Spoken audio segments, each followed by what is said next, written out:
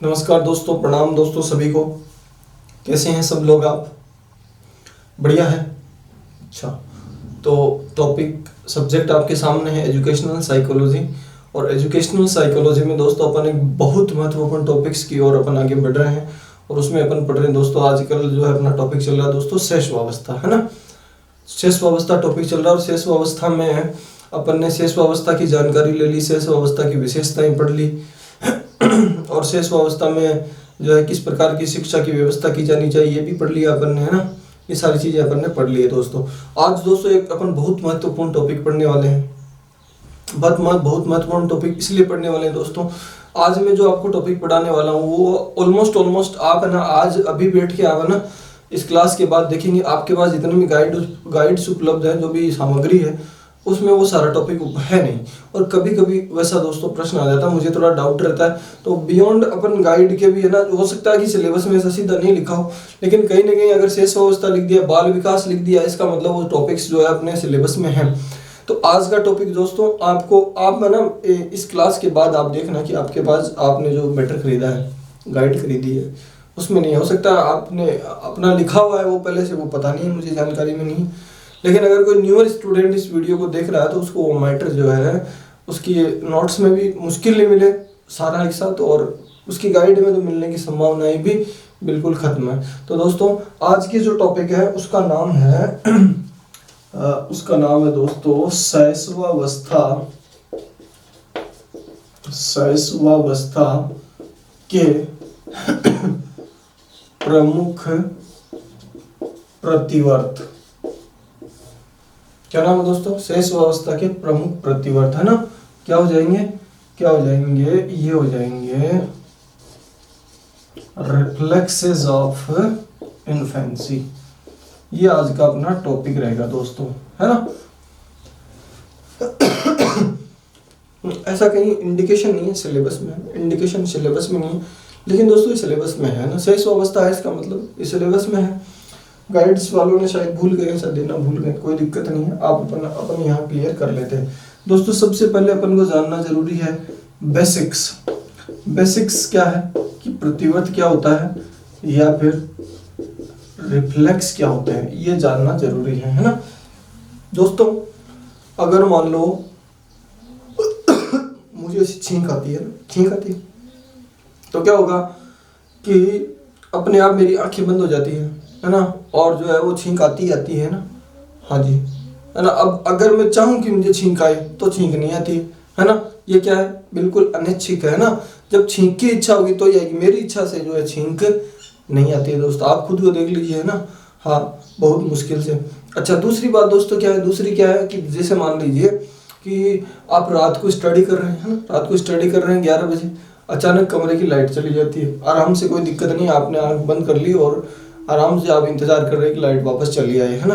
अब अचानक लाइट आती है और आपके जो है जो एलईडी है वो थोड़ी सी हैवी है ना।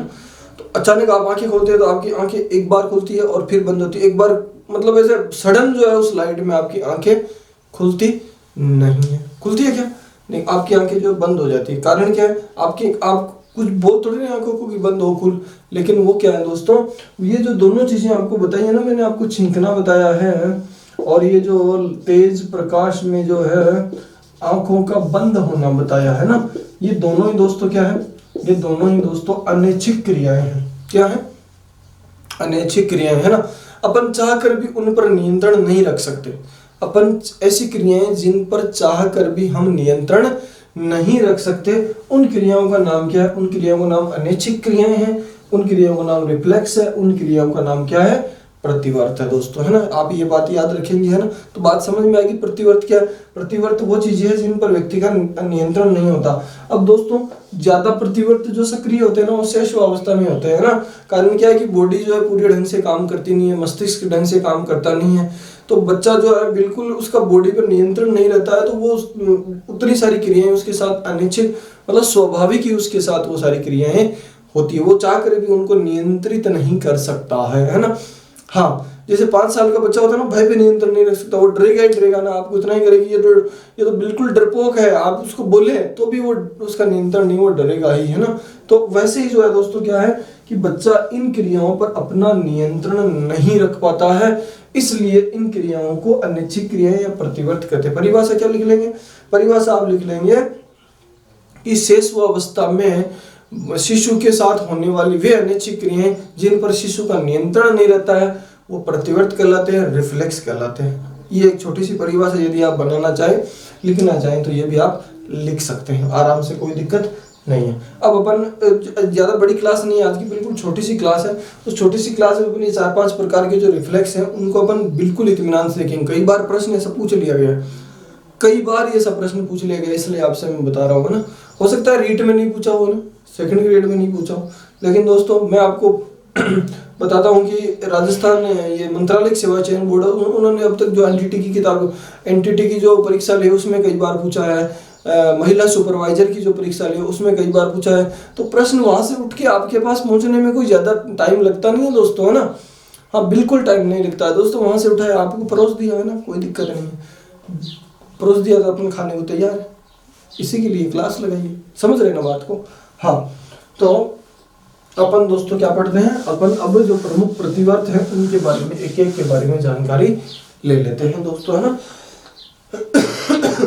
सबसे पहले दोस्तों नंबर 1 लिखते हैं सॉरी, ये है दोस्तों रूटिंग प्रतिवर्त। जी हाँ दोस्तों, ये हो गया रूटिंग रिफ्लेक्स, ठीक है दोस्तों, ये हो गया रूटिंग रिफ्लेक्स। तो ये कौन सा रिफ्लेक्स है, सबसे पहले क्या है, सबसे पहले आपको ये ध्यान रखना है कि ये किस आयु वर्ग में, किस उम्र में जो है ये सक्रिय रहता है ना। ये रूटिंग प्रतिवर्त दोस्तों जब शिशु, चाहे बालक हो चाहे बालिका हो ना, 3 से 6 माह का होता है, तब जो है ये रिफ्लेक्स, ये प्रतिवर्ती क्रिया जो है वो सक्रिय रहती है ना। कब कब 3 से 6 माह तक जो है सक्रिय रहती है। इसमें क्या होता है दोस्तों, जो एक छोटा बच्चा होता है, शिशु होता है, तो वो क्या, जब भी अपन क्या करेंगे, जब भी अपन उसके गाल पे ऐसे हाथ लगाएंगे, उसके लिप्स पे ऐसे हाथ लगाएंगे, नोज़ी पे उसके हाथ लगाएंगे, तो वो क्या करेगा, उसको ऐसा लगेगा कि मुझे कुछ खिलाया पिलाया जा रहा है ना। तो वो क्या करेगा, जैसे आप उसके गाल को छुएंगे गाल को, तो वो क्या करेगा, अपना मुंह खोलेगा ऐसे, है ना। हाँ, अब आपके कोई ऐसा हाथ लगाया, आप मुंह खोलोगे क्या, नहीं खोलोगे। लेकिन उसमें क्या है कि वो अनैच्छिक क्रिया, उसको जो है उसका नियंत्रण नहीं, उसको लगता ऐसा है, क्या लगता है कि हाँ मुझे कुछ कोई खिलाएगा, निश्चित रूप से मुझे कोई कुछ खिलाएगा। और क्या करेगा, और वह जो है अपने हाथों से भी उसको जो है, जो भी छू रहा है उसको पकड़ने की कोशिश भी करेगा, है ना। तो लेकिन स्पेशली क्या ध्यान रखना है, रूटिंग रिफ्लेक्स क्या है, रूटिंग रिफ्लेक्स है कि शिशु के गालों पे, चेहरे पे, नाक पे, लिप्स पे जब भी कोई हाथ लगाता है ना, जब भी कोई हाथ लगाता है तो शिशु द्वारा कुछ खाने के लिए मुंह खोलना ही क्या है, रूटिंग रिफ्लेक्स। मैं लिख देता हूं दोस्तों, है ना। आयु वर्ग क्या हो गया, 3 से 6 माह। ऐसा प्रश्न भी आ सकता है कि रूटिंग रिफ्लेक्स जो है कब एक्टिव रहता है, तो 3 से 6 माह में रूटिंग रिफ्लेक्स जो है वो एक्टिव रहता है ना। क्या होता है, शिशु के गालों पर, चेहरे पर, नाक पर हाथ लगाने पर वह कुछ खाने के लिए मुंह खोलता है। यही क्या है दोस्तों, यही रूटिंग प्रतिवर्त है दोस्तों। यही क्या है, रूटिंग प्रतिवर्त है। ध्यान रहेगा, ये बात तो याद रह जाएगी, है ना। हाँ, क्या रूटिंग और रोटी से आप याद रख लेंगे ना। रूटिंग का मतलब क्या हो गया, रूटिंग का मतलब तो रूटिंग हो गया, लेकिन आप कैसे याद रख लेंगे इसको, हाँ, रोटी को क्या किया जाता है, खाया जाता है ना। तो बालक जो है रूटिंग रिफ्लेक्स में क्या करता है, रूटिंग रिफ्लेक्स में कुछ खाने के लिए, है ना, जब भी हाथ है ना, हाथ लगाएंगे आप तो प्यार से उसको प्यार जताने के लिए, हाँ। लेकिन बच्चा शिशु क्या करेगा, शिशु जो है अपना मुंह खोलेगा, उसको ऐसा लगेगा कि मुझे कुछ खाने के लिए दिया जा रहा है ना। तो ये हो गया कौन सा दोस्तों, ये हो गया रूटिंग रिफ्लेक्स। आराम से इसको देख के एक स्क्रीनशॉट ले लीजिए जल्दी से। तो ये देख लिया आपने, क्या देख लिया दोस्तों, ये देख लिया कि ये रूटिंग प्रतिवर्त है, गालों पर चेहरे पर हाथ लगाने पर जो है जिधर आपका हाथ है ना उधर, हाँ इधर है तो इधर खाने की कोशिश, इधर है तो इधर, यानी सिर घुमाते हुए जो है शिशु जो है क्या करता है, खाने के लिए जो है मुंह खोलता है। ये दोस्तों कौन सा प्रतिवर्त था, ये रूटिंग प्रतिवर्त था। आप याद रख लेंगे, कोई दिक्कत नहीं है। रोटी है ना, क्या कर लेंगे, रोटी जो है इसको याद रख लेंगे, आप रोटी से इसको याद रख लेंगे, ठीक है। नेक्स्ट चलते हैं दोस्तों ना नंबर 2 पे। नंबर 2 पे दोस्तों है, नंबर 2 पे कैचिंग रिफ्लेक्स। कैचिंग रिफ्लेक्स क्या होता है, कैचिंग रिफ्लेक्स होता है दोस्तों पकड़ना, है ना। क्या होता है दोस्तों, पकड़ना प्रतिवर्त, है ना, पकड़ना प्रतिवर्ष, है ना।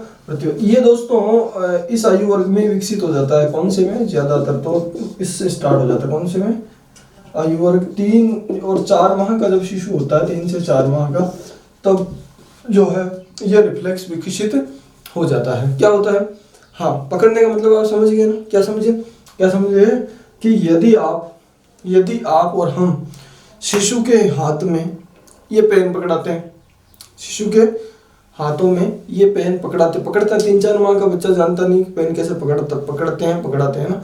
आपने देखा होगा कि ऑलमोस्ट जो है शिशु की जो मुट्ठी जो होती है वो बिल्कुल बंद रहती है ना। 3-4 माह का शिशु जो होता है वो ऑलवेज अपनी मुट्ठियां जो है बंद रखता है। देखिए जरा ना, इस कंडीशन में जो है वो सोता है तो भी है ना बिल्कुल ऐसे ही जो है, दूध पीता है तो भी जो है वो ऐसा ही रहता है ना, आराम से ऐसे रहता है ना। तो क्या होता है कि आप उसको जो है कोई भी चीज पकड़ाएंगे ना, कोई भी चीज उसको पकड़ाएंगे, चाहे आपने पेन पकड़ाया तो भी क्या करेगा, अपनी उंगलियां उस पर लपेट देता है ना।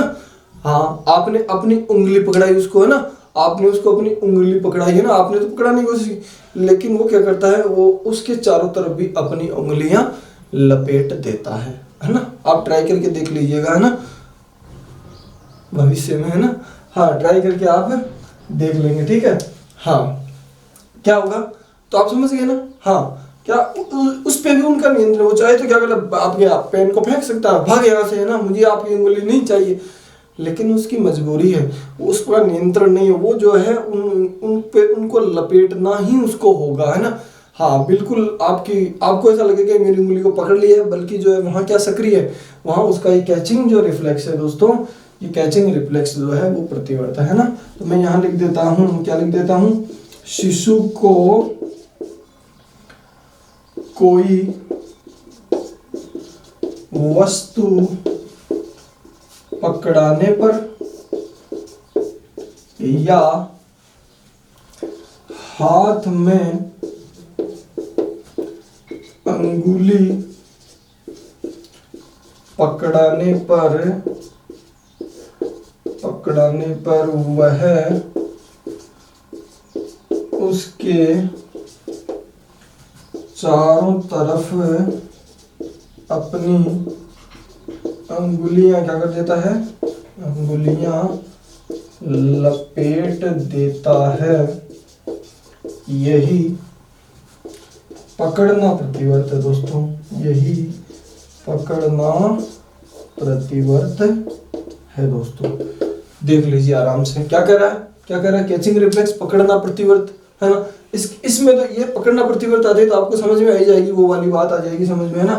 क्या इसमें विशेष रूप से याद क्या रखना कि कब ये विकसित हो जाता है, तो ये 3 से 4 माह का जो शिशु जब रहता है तब उसमें विकसित हो जाता है। बाकी सारी बातें आपको मैंने बिल्कुल बच्चे की तरह समझा दी है, बोलने तो जरा, है ना।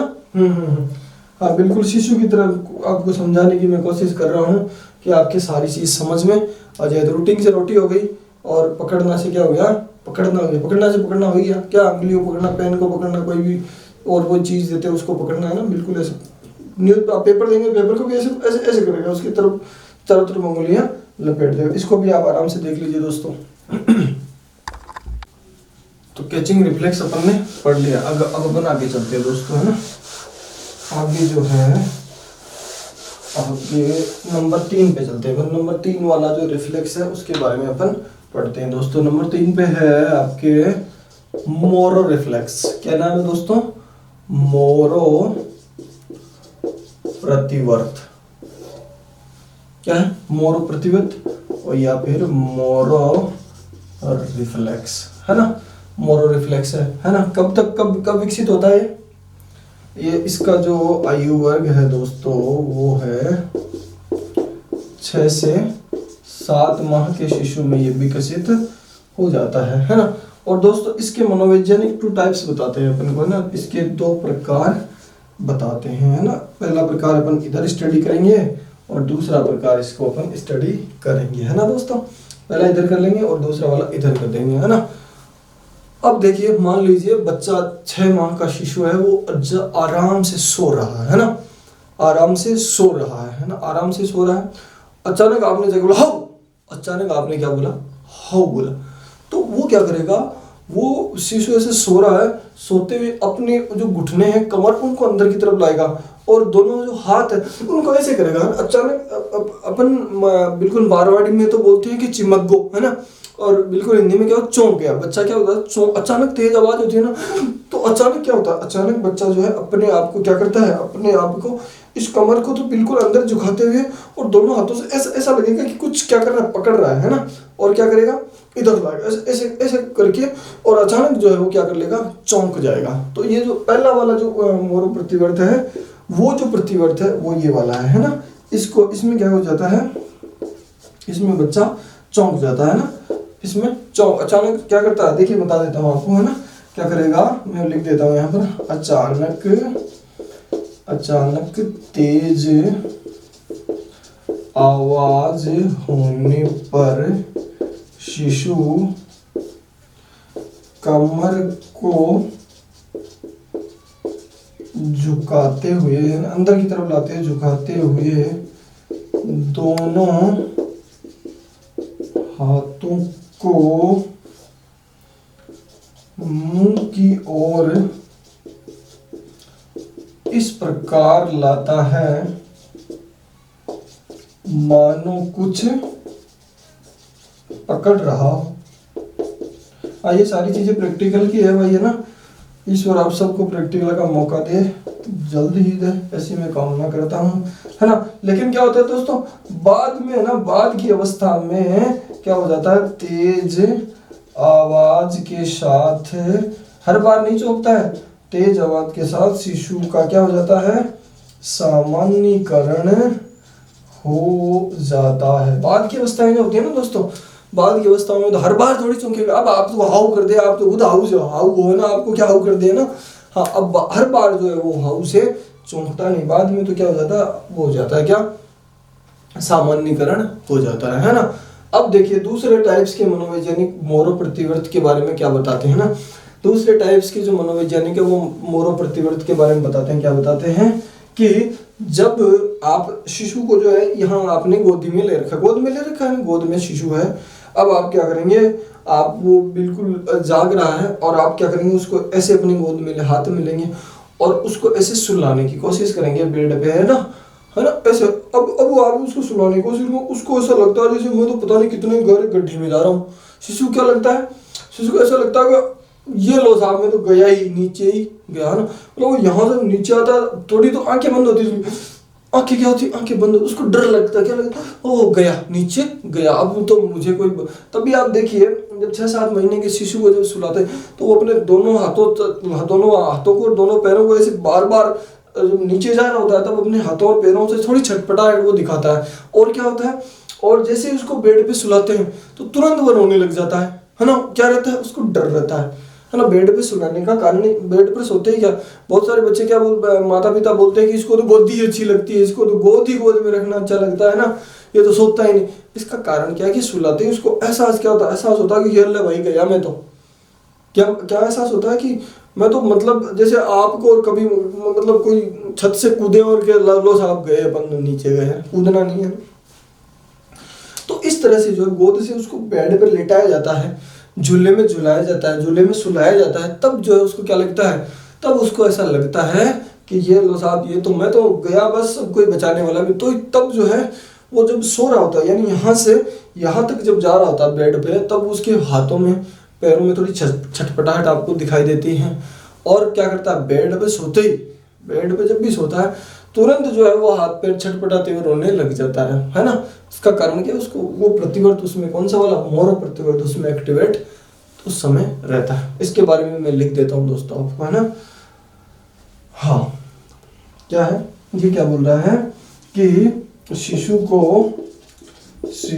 को गोद से उतारकर बिस्तर पर सुलाया जाता है तो उसे ऊपर से नीचे गिरने का आभास होता है। ऊपर से नीचे गिरने का आभास होता है। यही कारण है कि शिशु बिस्तर पर सोते ही रोने लग जाता है। यही कारण है भाई, कौन सा बोला, कि शिशु जो है वो सोते ही रोने लग जाता है। तो दोस्तों दोनों में ही देखिए, मोरो मतलब मैं आपको मारवाड़ी में समझा देता हूँ इसको ना, मारवाड़ी में समझ जाएंगे आपको। तो रूटिंग का तो रोटी हो गई, पकड़ना का मतलब पकड़ना हो गया, है ना। और इन दोनों में ही देखो एकदम हाउ और एकदम नीचे और मरियो, ये देख लो भाई, मोरियो। दोनों में स्थिति क्या है, दोनों में स्थिति देखिए क्या है। अब मैं और ज्यादा तो आपको ऑनलाइन पढ़ाऊंगा तो बार बार आप रिपीट करके देखेंगे, इसलिए मैं और ज्यादा बता नहीं सकता आपको बढ़िया से, है ना। हाँ, ये इतने में ही आप समझ जाइए ना। क्या समझेंगे कि जो है दोनों में उसको ऐसा लगता है कि ये लो गया भाई मैं तो, है ना। तो वहां जो है ये कौन सा प्रतिवर्त सक्रिय है, पहले वाला क्या बोला, तेज आवाज होने पर जो है वो अंदर की तरफ मुंह लेके और वो फेंस करता है ना, फेंस वाला अलग आएगा, है ना। क्या करता है वो अपने मुंह की ओर जो है उनको ऐसा लगता है जैसे पकड़ रहा हो ना। और दूसरे में जो है गोद से उतारते समय उसको ऐसा लगता है कि गया है, तब जो है वो रोने लगता है। दोनों को आराम से देख लीजिए दोस्तों, और हल्का हल्का दोस्तों कहीं इंडिकेट कर लीजिए आप लोग, है ना। इंडिकेट कर लेंगे तो कोई परीक्षा में प्रश्न आएगा तो गलत नहीं होगा मेरे हिसाब से, तो है ना। देख लीजिए आराम से, कोई दिक्कत नहीं है। देख लिया होगा, एक स्क्रीनशॉट भी इसका दोस्तों ले लीजिए ना।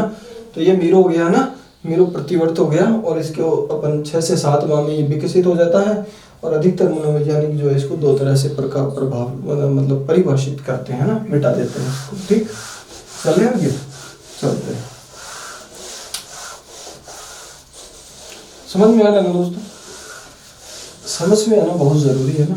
हाँ, आप कहीं तो एक्टिंग करना बंद कर देंगे हम, अगर आपको ओवर एक्ट लगता है कि गुरुजी को ज्यादा ही हो जा रहा है तो अपन बंद कर देंगे, कोई दिक्कत नहीं है ना। लेकिन आपके बिना एक्टिंग करे समझ में आ जाए, इससे बढ़िया बात क्या हो सकती है दोस्तों, है ना।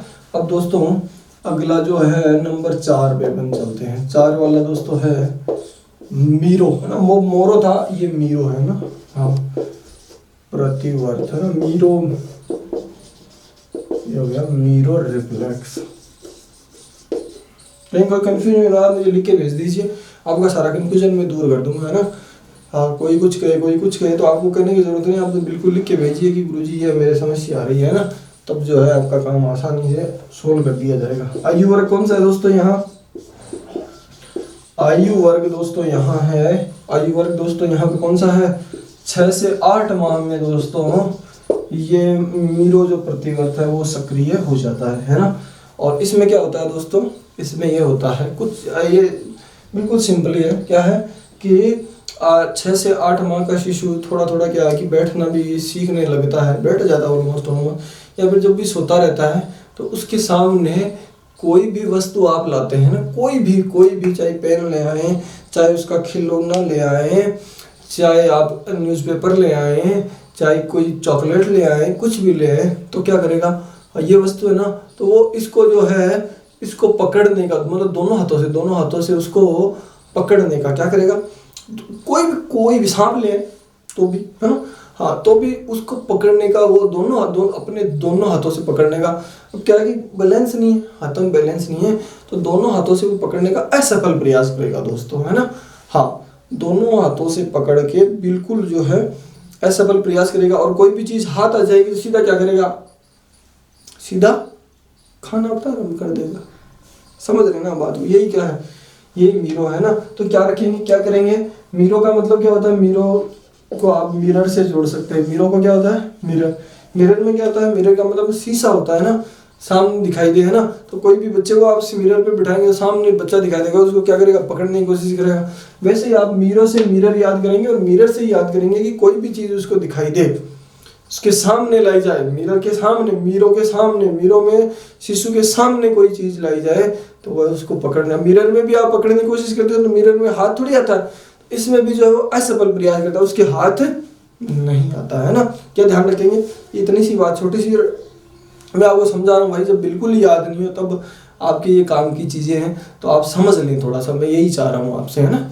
हाँ, तो क्या हो गया कि वो जो है कोई भी चीज लाएंगे तो उसको झपट्टा मार के पकड़ने की कोशिश करें। वो पकड़ना अलग है, पकड़ना प्रतिवर्त अलग है। उसमें तो जो है अगर आप हाथ में देते हैं और वो 3-4 महीने में जो है वो एक्टिवेट हो जाता है, ये 6 से 8 महीने में एक्टिवेट होता है, और जो है जो कोशिश वो करता है, लेकिन हाँ, कोशिश पूरी उस दिखाई देता है, उसको दिखाई तो देता ही है, लेकिन ये बैलेंस नहीं, संतुलन जो है वो बाद में बनता है। समझ गए ना बात को, जी जी जी। तो क्या हो गया, इसका मतलब क्या हो गया कि शिशु के चेहरे के सामने कोई भी वस्तु ले जाने पर वह उसे पकड़ने का असफल प्रयास करता है ना। तो यही जो है क्या, यही मीरो प्रतिवर्त है ना। और कोई चीज मान लो उसने पकड़ ली है ना, तो पकड़ने के बाद सीधा क्या करेगा, उसको खाने के लिए मुंह खोलेगा, है ना। हाँ, ये आगे अपना आएगा, मैं आगे और बताऊंगा आपको, है ना, नेक्स्ट क्लासेस में आएगा कि ऐसा क्यों है ना। तो आप समझे ना बात को क्या समझे, पहला रूटीन में रोटी से समझ गया, पकड़ना में पकड़ना, आप हाथ में दे दिए है उंगली तो पकड़ लेगा। तीसरा क्या था, तीसरा मोरो था, तो मोरो में तो दोनों बार ही जो है उसको लगता है कि मरा अब तो, है ना। तो 2 प्रकार के थे। मीरो में आपको मिरर याद रखना है, मिरर के सामने कुछ ले जाने पर पकड़ने की कोशिश करते हैं तो हाथ नहीं आता। वैसे ही मीरो में जो है बच्चे के सामने, शिशु के सामने कोई चीज ले जाते हैं तो उसको असफल रूप से पकड़ने का प्रयास करता है। तो दोस्तों अपन ने 4 जो प्रतिवर्त पढ़ लिए हैं, इवन पढ़ नहीं लिए, इवन अपन ने समझ लिए हैं दोस्तों, है ना। और जो मेरा ये मानना है कि यदि कोई फर्स्ट टाइम भी प्रतिवर्त पढ़ रहा है ना, उसके भी प्रतिवर्त बिल्कुल ढंग से समझ में आ रहे हैं। बोलो आप समझ में नहीं आ रहे हैं, आपको लगता है कि वो एक्टिंग बहुत ज्यादा हो रही है तो बोल दीजिएगा चुपके से, कोई दिक्कत है ना। तो चौथा दोस्तों अपन ने पढ़ लिया है जी।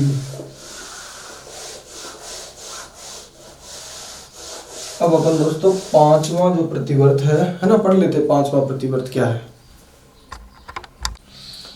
5वां जो रिफ्लेक्स है दोस्तों, पांचवा थोड़ा सा इंपॉर्टेंट टाइप का दोस्तों, है ना। तो आप ध्यान रखेंगे, इसका नाम है टॉनिक नेक। टॉनिक नेक इसको बोल सकते हैं, या फिर इसको बोल सकते हैं फेंसिंग रिफ्लेक्स, है ना। इसको बोलते हैं बचाव प्रतिवर्त, है ना, या बोलते हैं इसको टॉनिक नेक प्रतिवर्त। क्या बोलते हैं दोस्तों, टॉनिक नेक प्रतिवर्त बोलते हैं ना। और दोस्तों ये कब सक्रिय हो जाता है, इसके सक्रिय होने का दोस्तों आयु वर्ग है 5 से 7 माह। ठीक है दोस्तों, ये रहता है आपको 5 से 7 माह में सक्रिय हो जाता है। अब होता क्या है दोस्तों, आराम से इसको गंभीरता से समझने की कोशिश करना है ना। हाँ, क्या होता है कि जब भी 5 से 7 माह के शिशु को जो है, 5 से 7 माह के शिशु को ऐसा लगता है कि वो उसको सडन ऐसा लगता है, कभी कभी तेज आवाज से लगता है, या फिर उसको ऐसा लगता है कि कोई चीज गिर रही है, कोई उसकी तरफ आ रहा है। तो जब उसको ऐसा सडन लगता है तो उसको लगता है कि मैं वातावरण में ऐसे सहज हूँ, असुरक्षित हूँ। तो वो क्या करता है, जैसे ऐसे सो रहा है, बिल्कुल सीधा सो रहा है ना, तो सबसे पहले तो क्या करेगा, वो अपने आप को एक करवट की तरफ ले लेगा ना, इस तरफ जो है आ जाएगा, है ना। उसके तुरंत बाद जो है अपने दोनों घुटनों को जो है अपनी गर्दन की तरफ लाएगा ना, दोनों घुटनों को। फिर क्या करेगा, गर्दन को ऐसे नीचे करेगा और क्या करेगा, हाँ बिल्कुल ऐसे सो रहा, और जो है चेहरे को, अपने हाथ जो है ना वो बिल्कुल चेहरे के सामने ले आएगा ना, ऐसा। मतलब दोबारा बताता हूँ, ऐसे सो रहा है ना, मान लीजिए बच्चा ऐसे सो रहा है ना, सो रहा है, ठीक है। अब उसको लगा कि कोई ना कोई खतरा मुझे जो है लग रहा, तो वो सडन क्या करेगा, ऐसे हो जाएगा, है ना, ऐसे हो गया। ऐसे होने के बाद क्या करेगा, अपने पैरों को ऊपर की तरफ लाएगा, गर्दन को नीचे की तरफ ले जाएगा, हाथों को वो ऐसा करेगा, है ना। हाँ, अब देखिए, अब वो बिल्कुल उसके चेहरे पर कहीं उसको चोट लगने की संभावना ही नहीं है ना, तो बिल्कुल वो क्या है, अपने बचाव की मुद्रा में है दोस्तों, है कि नहीं, बिल्कुल क्या है, अपने बचाव की मुद्रा में है ना। तो बचाव की मुद्रा में है, इसलिए इसको बचाव प्रतिवर्ती कहा जाता है। और चूंकि वो नए की उसका टॉनिक का काम कर रही है, इसलिए उसको क्या कहा जाता है, इसलिए इसको टॉनिक नेक रिफ्लेक्स, टॉनिक नेक प्रतिवर्त कहा जाता है। आई क्या बात समझ में आई ना, मैं लिख देता हूँ, है ना। हाँ हाँ, 5 से 7 माह में ये सक्रिय हो जाता है ना। मैं लिख देता हूँ 2-3 बातें, है ना। क्या करने पर, शिशु वातावरण में अपने आप को असहज व असुरक्षित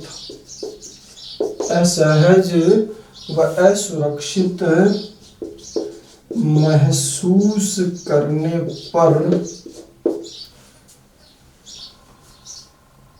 अपने शरीर को एक तरफ ले जाता है। लेके गया था ना अभी एक तरफ शिशु, इसे जरा छठा कैसे ले गया था, है ना। घुटनों को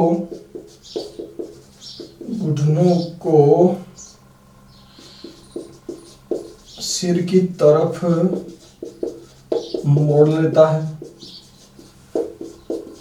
गर्दन को छाती की तरफ झुका देता है तथा अपने दोनों हाथों को चेहरे के बचाव की मुद्रा में ले आता है। यही टॉनिक नेक रिफ्लेक्स है।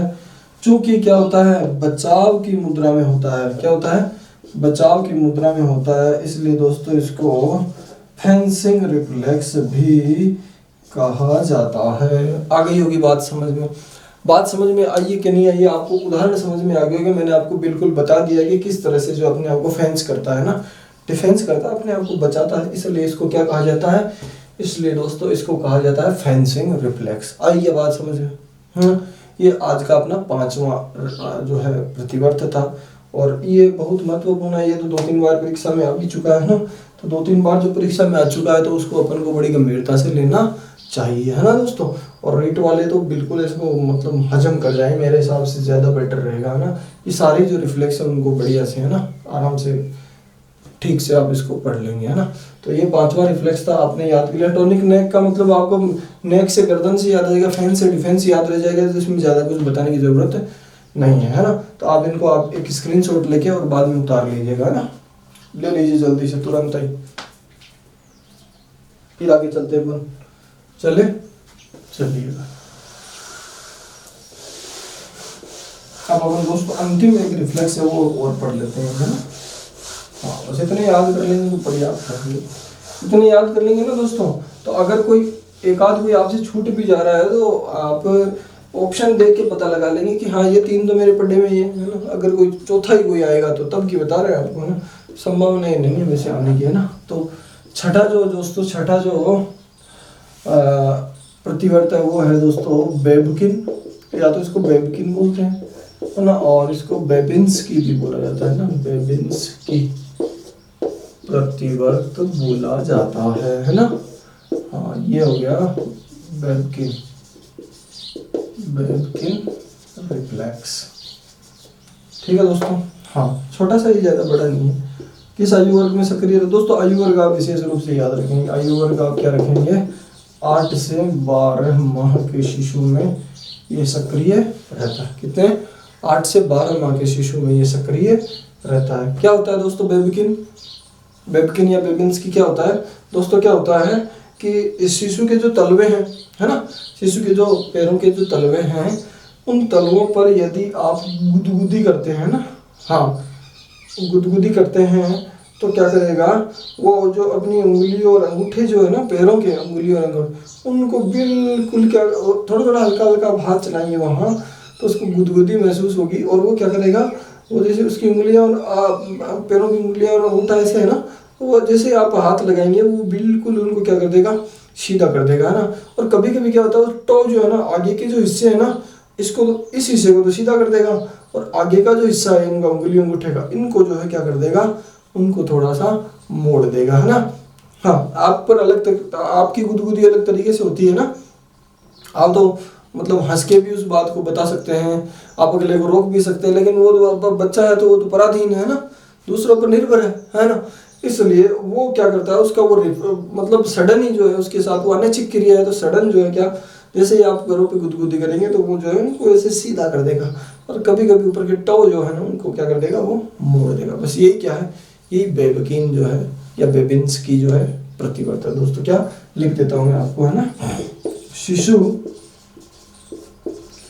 के तलवों में गुदगुदी करने पर वह अपनी अंगुलियों व अंगूठे को सीधा फैला देता है। कभी कभी अंगूठे व अंगुलियों के आगे के भाग को आगे की तरफ मोड़ देता है। इस तरह से दोस्तों ये जो है क्या है, ये है आपका बेबकिन या बेबिन्स की प्रतिवर्त। तो दोस्तों ये अपने पास आज मैंने आपको पहले ही बोल दिया था कि छोटी सी क्लास रहेगी, और इस क्लास में हालांकि क्लास छोटी है लेकिन मैटर बड़ा गंभीर है। कारण क्या है कि ये मैटर जो है आपको हर कहीं मिलेगा भी नहीं, और मिलेगा तो समझेंगे नहीं तो अपने काम नहीं आएगा। तो दोस्तों अपन ने कोशिश की है कि ये जो रिफ्लेक्स जितने भी हैं उनको अपन ने बढ़िया से समझ लिया है। फिर भी मैं आपसे ये बोल रहा हूँ कि अगर आपको कोई दिक्कत आ रही हो कहीं भी तो आप मुझे बिल्कुल लिख के भेज दीजिए। कोई किसी के कोई डाउट हो कि ये इधर जा रहा है वो उधर जा रहा है, तो आप मुझे निश्चित रूप से आप लिख के भेजिए, ताकि जो है उस समस्या का समाधान किया जा सके। तो दोस्तों मिलते हैं अपन अगली क्लास में, तब तक के लिए आप पढ़ते रहिए, जुड़े रहिए। बहुत धन्यवाद, शुक्रिया।